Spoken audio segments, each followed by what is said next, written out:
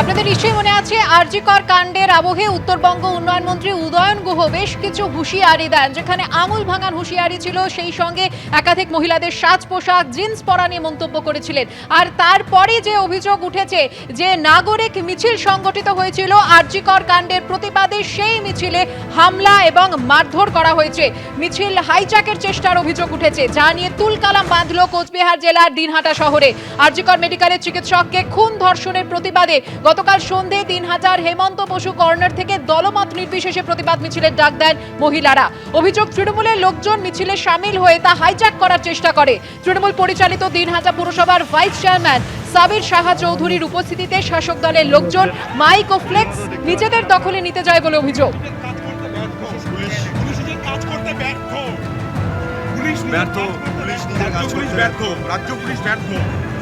হচ্ছে পুলিশ মারামারি হচ্ছে,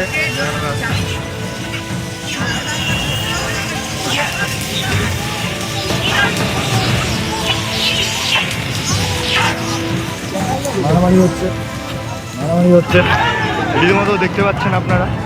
পুলিশ নিজের কাজ করতে ব্যর্থ, পুলিশ নিজের কাজ করতে ব্যর্থ, পুলিশ ব্যর্থ, পুলিশ নিজের কাজ করতে ব্যর্থ, রাজ্য পুলিশ। কলকাতার পুলিশ কমিশনার বিনীত গোয়েলকে সিবিআই হেফাজতে নিয়ে জিজ্ঞাসাবাদ করার পক্ষে সওয়াল করে সোশ্যাল মিডিয়ায় পোস্ট। আর তারপরে একই দিনে পরপর দুবার তৃণমূলের রাজ্যসভার সাংসদ সুখেন্দু শেখর রায়কে তলব করলো লালবাজার। যদিও দুবার তলবের ক্ষেত্রে কারণ দেখানো হয়েছে ভিন্ন। আর এরপরই গ্রেফতারির আশঙ্কা করে কলকাতা হাইকোর্টের দ্বারস্থ হয়েছেন তৃণমূলের রাজ্যসভার সাংসদ, যে মামলার আজ শুনানির সম্ভাবনা রয়েছে। আরজি কর কাণ্ডে মুখ খোলার পর কলকাতা পুলিশের হাতে গ্রেফতারির আশঙ্কা করছেন খোদ তৃণমূল সাংসদ। এই আশঙ্কা থেকেই এবার হাইকোর্টে দ্বারস্থ হলেন তৃণমূলের 3 বারের রাজ্যসভার সাংসদ সুখেন্দু শেখর রায়। তাকে মামলা দায়ের করার অনুমতি দিলেন বিচারপতি রাজশ্রী ভরদ্বাজ। মঙ্গলবার হাইকোর্টে মামলার শুনানির সম্ভাবনা রয়েছে। শুরুটা হয়েছিল মেয়েদের রাত দখলের কর্মসূচিকে সমর্থন ঘিরে। সেই রাতে আরজি কর কাণ্ডের প্রতিবাদে নিজের বাড়ির সামনেই মঞ্চ বেঁধে ধর্নায় বসেন সুখেন্দু শেখর। এরপর কয়েক ধাপ এগিয়ে সরাসরি কলকাতা পুলিশ কমিশনারকে হেফাজতে নিয়ে জেরা করার দাবি তোলেন তিনি। সোশ্যাল মিডিয়ায় লেখেন, সিবিআইকে স্বচ্ছতার সঙ্গে কাজ করতে হবে। প্রাক্তন অধ্যক্ষ ও সিপিকে হেফাজতে নিয়ে জিজ্ঞাসাবাদ করে জানতে হবে কারা কেন আত্মহত্যার গল্প রটিয়েছিল, কেন হলের দেওয়াল ভেঙে ফেলা হলো, কার মদতে রায় এত ক্ষমতাশালী হয়ে উঠেছিল, কেন 3 দিন পর স্নিফার ডগ আনা হলো। শত শত প্রশ্ন ঘুরছে। ওদের মুখ খোলান। রবিবার সকালে তৃণমূল সাংসদ সুখেন্দু শেখর রায়কে প্রথমবার তলব করে কলকাতা পুলিশ। তিনি হাজিরা না দেওয়ায় রবিবারই সন্ধ্যে তাকে দ্বিতীয়বারের জন্য তলব করা হয়। কলকাতা পুলিশ সূত্রে দাবি, তৃণমূল সাংসদকে তলবের কারণ হিসেবে বলা হয় সুখেন্দু শেখর রায় স্নিফার ডগ নিয়ে সোশ্যাল মিডিয়ায় যে পোস্ট করেছেন তা অসত্য। 9ই আগস্ট ঘটনার পরই সেখানে নিয়ে যাওয়া হয়েছিল স্নিফার ডগ। এরপর 12ই আগস্টও স্নিফার ডগ নিয়ে যাওয়া হয়। এই নিয়ে ভুল তথ্য দেওয়ার কারণেই ডেকে পাঠানো হয়েছে তৃণমূলের রাজ্যসভার সাংসদকে। আর এই তলব পর্বের পর নিজের এক্স হ্যান্ডেলে আরো 2টি পোস্ট করেন সুখেন্দু শেখর রায়। প্রথম পোস্টে তিনি শেয়ার করেন রবীন্দ্রনাথ ঠাকুরের গান আমি ভয় করব না। ঠিক তার 1 ঘন্টার মধ্যে আরেকটি পোস্টে তিনি লেখেন, আমি সকল ফুটবল ও ক্রীড়া প্রেমীদের কাছে শান্তিপূর্ণ ও গণতান্ত্রিক পদ্ধতিতে মোহনবাগান ও ইস্টবেঙ্গলের সমর্থকদের নির্বিচারে গ্রেফতারের বিরুদ্ধে ঐক্যবদ্ধভাবে প্রতিবাদ করার আহ্বান জানাই। জয় মোহনবাগান, জয় ইস্টবেঙ্গল।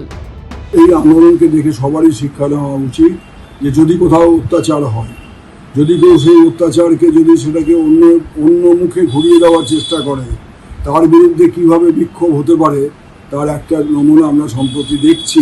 যখনই এই ধরনের পাপ, যখনই এই ধরনের অপরাধ সংগঠিত হবে, ঐক্যবদ্ধভাবে সমস্ত বাঙালিকে, সমস্ত ভারতীয়কে ঝাঁপিয়ে পড়ে এর প্রতিবাদ করতে হবে। সুখেন্দুবাবু ওই কথা বলেছেন, বাধ্য হয়েছেন তার বিবেকের তাড়নায় বলতে। আমার মনে হয় ডাকতে ডাকতে যখন মুখ্যমন্ত্রীকে ডাকবে তখন সত্য সামনে আসবে, সেই দিনটা আসছে। রজ্জুতে যদি কেউ সর্পভ্রম করে তো কে কি করতে পারে? ওকে কে গ্রেপ্তার করার কথা বলেছে? কেন গ্রেপ্তারে? কিসের গ্রেপ্তার? পুলিশের নোটিশ মানেই গ্রেপ্তার? এটা কোনো কাজের কথা হলো? এদিকে আরজি কর কাণ্ডের প্রতিবাদে রাজ্যজোড়া প্রতিবাদ মিছিল আন্দোলন নিয়ে বিস্ফোরক মন্তব্য করলেন তৃণমূল বিধায়ক মদন মিত্র। তিনি আনলেন নন্দীগ্রাম সিঙ্গুর আন্দোলনের প্রসঙ্গ। এর আগে দেখেছি যখন মমতা বন্দ্যোপাধ্যায় রাস্তায় নেবে সমস্ত নাগরিককে নিয়ে করেছিলেন, সেটাও আমরা দেখেছি। সেই সময় আজকে যারা মিছিলে রয়েছেন সেলিব্রিটিরা, মমতা ব্যানার্জির মিছিলও তারা ছিলেন যখন সিপিএমের বিরুদ্ধে তৃণমূলের শেষ পর্যায়ের আন্দোলন চলছিল, বিশেষ করে নন্দীগ্রাম সিঙ্গুরের পরে। মদনবাবু কি বলতে চেয়েছেন আমরা বুঝতে পারছেন। উনি মন্ত্রিত্ব যতদিন না পাবেন ততদিন এরকমই বলবেন যে সরকারটা পড়ে যাক, মন্ত্রিত্ব পেয়ে গেলেন আবার চুপ করে যাবেন, বা দিদির একটা ফোন চলে গেলে আবার চুপ করে, পরে পাল্টি খেয়েছেন কিনা সেটাও একবার দেখে নেন। কোন দিকে গড়াচ্ছে আরজিকর কাণ্ডে আন্দোলনের অভিমুখ? সৌভিক মজুমদার, সুদীপ্ত আচার্য ও দীপক ঘোষের রিপোর্ট, এবিপি আনন্দ। এই দিকে দাদা লাল শাসক তুমি হুঁশিয়ার।